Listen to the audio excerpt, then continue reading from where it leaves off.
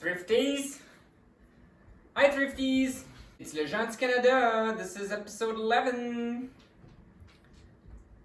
Hope you guys are all like navigating this new world well. It's freaking crazy. Everything's so different. Remember when we were all ignorant and blissful?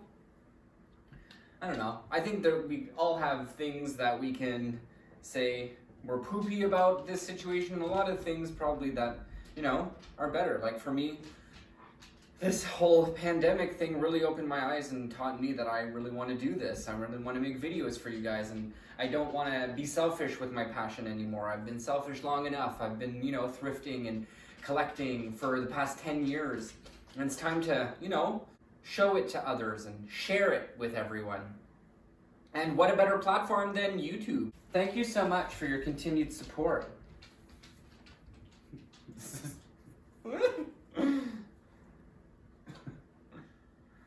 Babies! Oh, mi amor, mi amor. He's from Honduras. Let's get started, everybody. So this is a copper tea kettle with blue and white porcelain accents.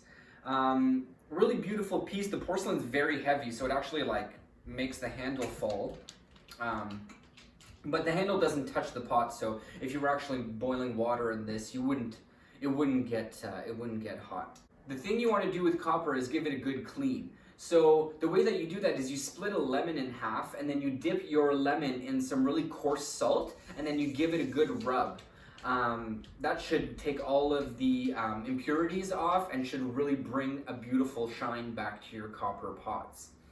Another tip, don't use a copper pot straight away for actual kitchen use or like food use or whatnot, because you can actually get poisoned by copper. Copper is made food safe by the nickel lining that they put on the inside of things, and especially if you're buying secondhand copper or whatnot, sometimes that nickel lining can wear off. So you really want to make sure that the nickel lining is there. I don't know how to tell that, and if it's not there, I do know that there are places where you can bring your copper to be renickeled. Next up on the chopping block is this pretty intricate, not sterling, but it is a silver bracelet. So the way that sterling works is for silver to be considered sterling, it has to have a metal purity of 92.5%.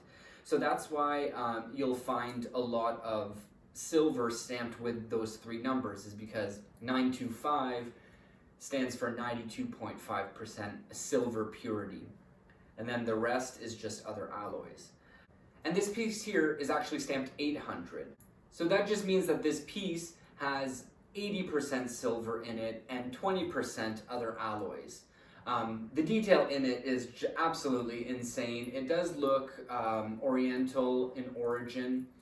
It has the Gucci kind of links, and then on the pieces that link the Gucci chain together, you have these hugely intricate pendants with glass pieces inlaid within them.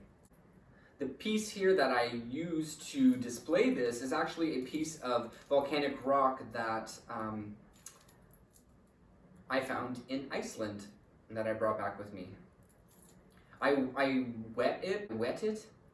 I cleaned my volcanic rock, and you should have heard the water going through this. I was like, whoa! It was like drip, drip, drip, drip, drip, and the water wasn't coming out, so the water was going through all the pores in here. So cool. This was liquid hot magma, and then it dried and solidified, and it made all these holes in here because of the air bubbles, I'm guessing. It's like the Swiss cheese of rocks. Bam, beautiful. Now, I'm obsessed with blankets. I just love blankets so much. People are getting real smart at the thrift places because this was not cheap. I'm not very impressed. because they know I'm going to come around and buy it anyways, because these are rag blankets. So a rag blanket is a blanket that's made out of all old pieces of my coat of many colors. It's a whole bunch of old pieces of wool and blankets and coats and jackets and who knows what else. And this is a first, though.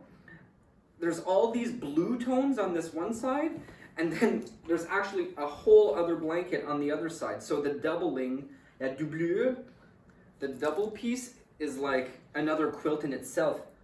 Can you make that out? Is that actually a shape of something? It looks like there's a tail here or something. But anyways, I find these a little itchy for human consumption, so I tend to use these as dog blankets, as quilts for Cooper. These become his bed. It's awesome because he does shed quite a bit, and these blankets actually pick up a lot of that. And then you throw it in the wash. This would be insanely warm though too if we were to keep it. It's just an odd shape.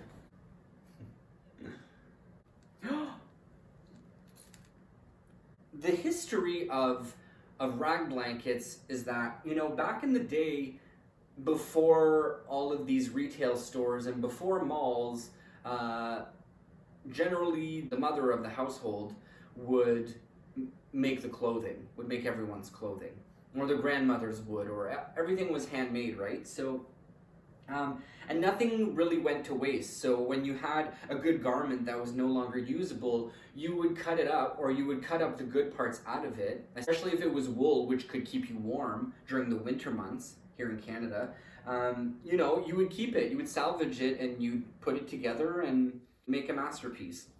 Because look at this, you can't go and buy this type of character. Well, I mean, I just did, but I mean, you can't go out and buy this on a mass scale. A machine can't make this. A machine can't replicate what this person was able to do. So that's why I find it special. And that's why I am obsessed with old wool quilts. This is so itchy. Just kidding, it's not that bad.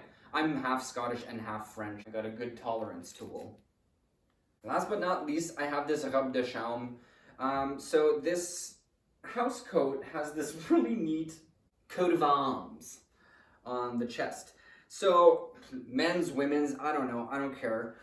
It's really old fabric that has been thinned out because it's been washed so much over the past decades that it's just almost threadbare, it's almost see-through.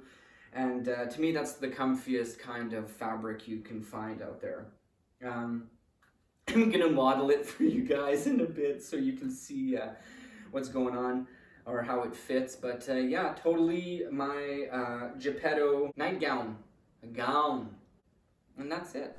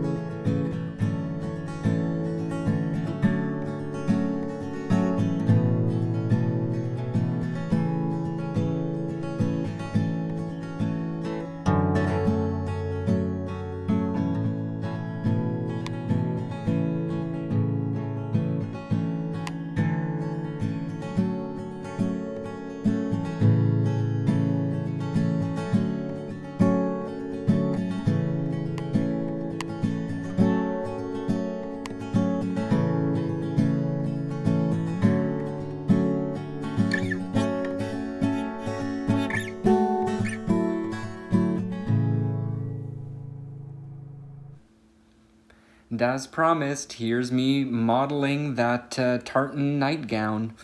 So if you made it this far in the video, thank you so much for sticking around. And if you don't mind, and if you like my content, just click like and subscribe, and even click on the little bell so that you're notified when I am getting silly again. So yeah, have a great day, guys, and we'll talk to you soon. Bye.